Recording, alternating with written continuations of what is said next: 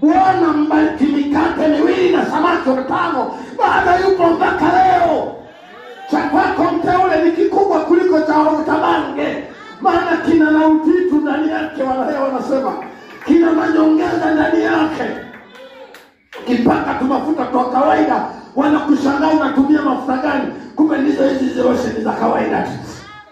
Ukinunua kanguo kalume pale ukakapiga pesa, wanakuona bonge la mjanja. Umepiga nguo si umechukua Dubai, kumbe hamna. Dubai yako ni Manzese. Dubai yako ni wale pale mnaenda Machinga complex. Huyu bwana yuko Yesu Kristo. Mikate miwili na samaki 5. Wanafunzi wanasema hivi ni vidogo sana. Nataka nikwambie hicho unachokifanya sio kidogo. Kikichanganya na Yesu ni kikubwa. Yesu ni mwana.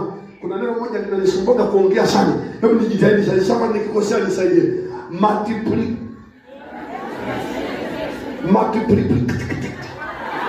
Multiplication. Yesu ni mwana multiplication. Unaelewa maana yake? Hiyo multiplication unajua maana yake ni nini? Mseme kwa nguvu wala. Zidisha. Unajua kuzidisha ina nguvu kuliko kujumlisha. Kuzidisha ina nguvu kuliko nini? Kujumlisha. Maana yake 2000 jumlisha 2000 ni 4000.